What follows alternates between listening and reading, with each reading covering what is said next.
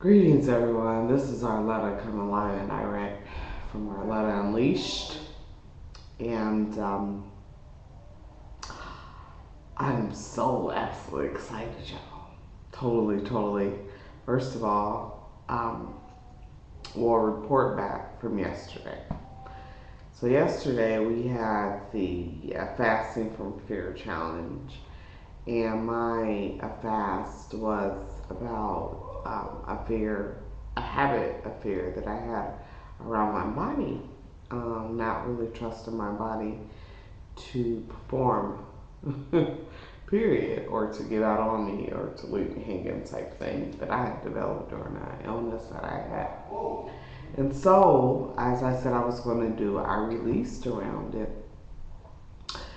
And it's not just yesterday, but even the reason why I came up with the decision to focus on that as my particular fear was because over the past week and a half, it had kind of become more conscious to me that this was a habit that I wanted to let go of.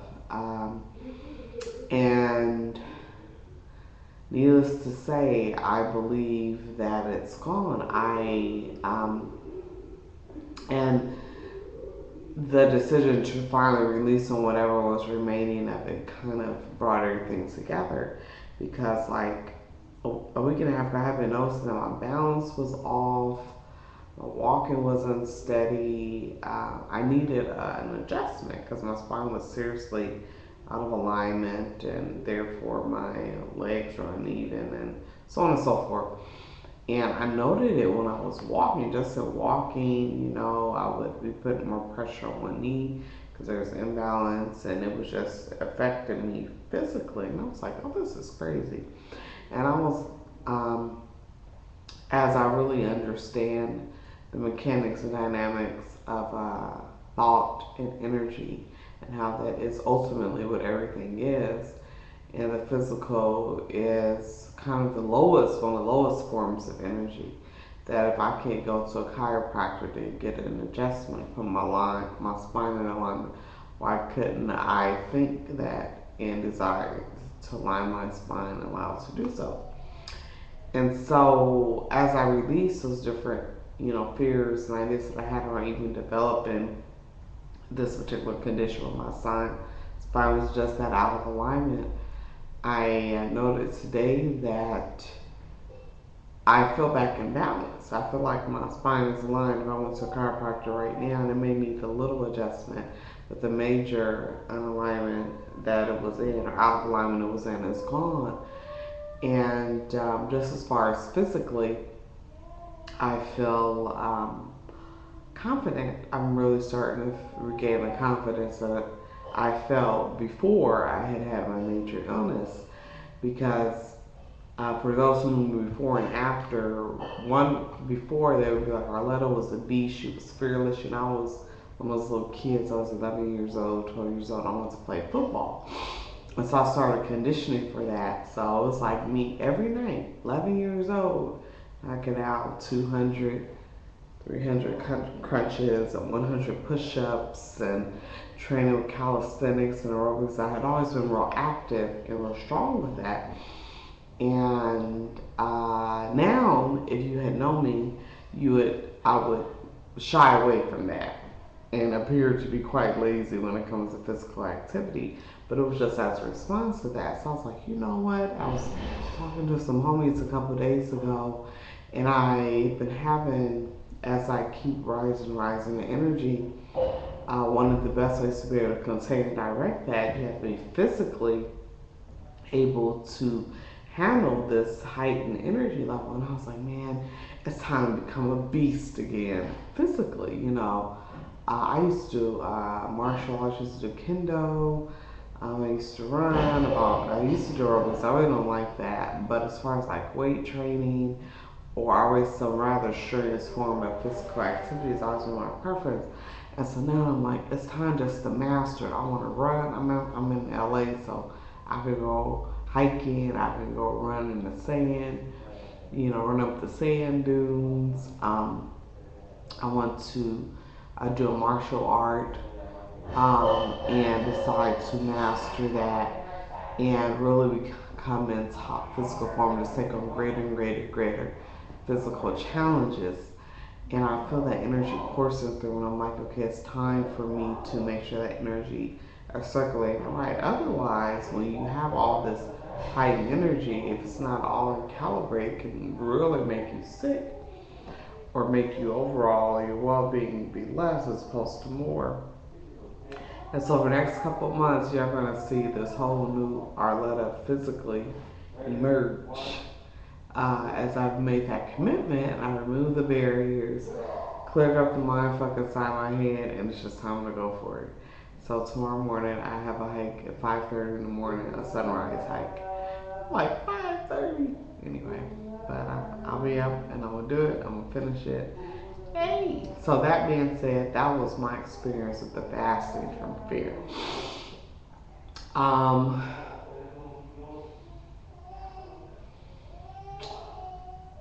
I once again didn't have a particular opportunity to go and express, well, at least now that I saw, express to someone in particular some that's part of the honesty challenge. Let's see, what did I do? Oh, we were at the restaurant we had went to for lunch, and this lady had this badass pair of shoes, and I gave her a compliment. But one of the things that I did note was that I'm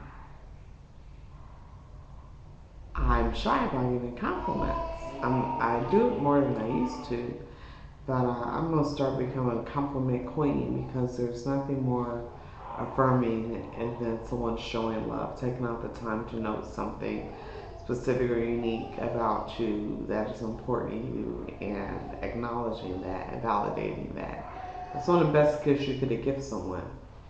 And for me to be shy with it or stingy with it is me blocking the flow of love to myself and to the other person. So that's the commitment that I'm making. That being said, y'all, I went to Agape today, and Marianne Wilson was the speaker, and it was fucking amazing. I mean, every time I go, it's just fucking amazing, and today was no exception. I think it was even more exceptional. It's like the points that she made were so crystal clear. The clarity that I get every time I hear anybody speak from that platform is out of this world. And I think you owe it to yourself, if it resonates with you at all. If you're not in Los Angeles and can't go check it out and see how you like it, to go on agapelive.com and listen to the different services, because they literally have the top, most brilliant and evolved minds in the world come across that stage. And it's interesting because Michael Beckwith is rarely there, like 1 out of every 5 Sundays maybe, or you might see him there because he's off doing other things, having good times. And I just feel so blessed, and I'm sharing that blessing. I'm actually going to even post the link so you can go and watch it at your own leisure. So Marianne Wilson, if you're not familiar with her, let me pull this up right quick. She's the one who has this quote that is so popular. You see it in movies and books and everything, the deepest fear quote, where it's our deepest fear is not that we are inadequate. Our deepest fear is that we are powerful beyond measure. It is our light, not our darkness, that frightens us. And it goes on in that vein. But she's the one who said that quote, and most of us at some point have heard that quote. This lady got on the stage, and I don't know. I feel totally transformed. I feel open up to this whole another level or state of being. And she told 3 stories that we're all familiar with. Pretty much. I'm assuming my audience is familiar with it. She told the story of Buddha. She told the story of Jesus and the story of Moses. But the way that she conveyed them was unlike anyone else I've ever heard, and the insight and the direct application into my life, Virginia's life, was so stunningly clear. I was like blown away. But before I go and share one of those stories with you, and it's funny, it's 10 minutes past already, my sister made a comment, and she was like, she said the energy that she got from Marianne was that she's fearless. And I believe all humans have fears, including her. But it's like when you hear her describe how she understands uh, perception, as far as how she experiences reality, you could see how she's virtually fearless. And in seeing that in her, you get even a better appreciation for those avatars who have expressed that fearlessness, whether it's the Mandelas and the Martin Luther Kings and the Mahatma Gandhis and Malcolm X's and our mothers and whoever else is our biggest heroes and sheroes. Uh, and you get a different appreciation for it because you can see how that is you, not just them or someone that you place on a pedestal, but you have that within you and you've tapped into it. So now it's just time to expand on it. And that's kind of my topic, guys. So I haven't given it a title. So let me give you my paraphrasing of how she told the story of Jesus and how he healed the lepers. And her whole point was that Jesus had reached a state of enlightenment where his spirit was fully aligned and attuned with the power and the infinite love that is the universe. And so what that allowed him to do was to have a very human experience interacting in this human 3D reality, but the perception that he had and what he saw was not limited by this quote unquote 3D reality. It was really just, in her words, a hallucination. Otherwise, people always say that what we see is not what is, yet we choose to interact with it as it is what it is. But he lived that. You know, he was in this world, but not of this world.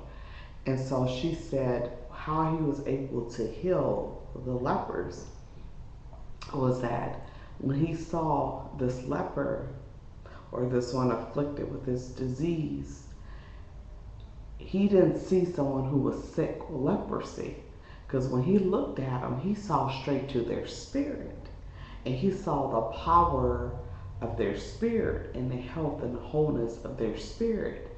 And his ability to perceive and connect and communicate directly with that allowed the leper to see himself reflected in that and reflected in that power, reflected in that spirit, and tap into himself and allow himself to be healed because he was able to reflect the belief in the healing that Jesus extended to him by connecting with his spirit.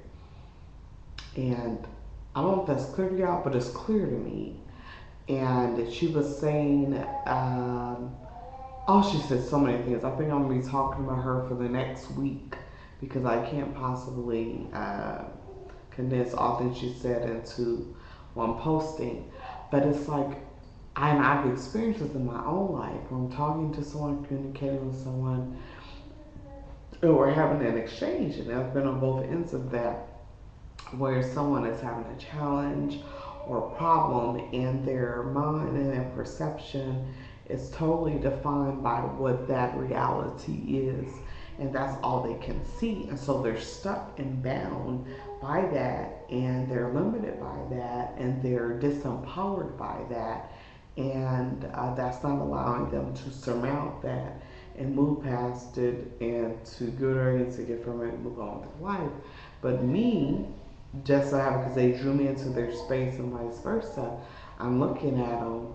I may have been in a similar situation where I could connect with their soul, I connect with their power, I connect with their light and their ability of their spirit, which is far beyond this particular situation.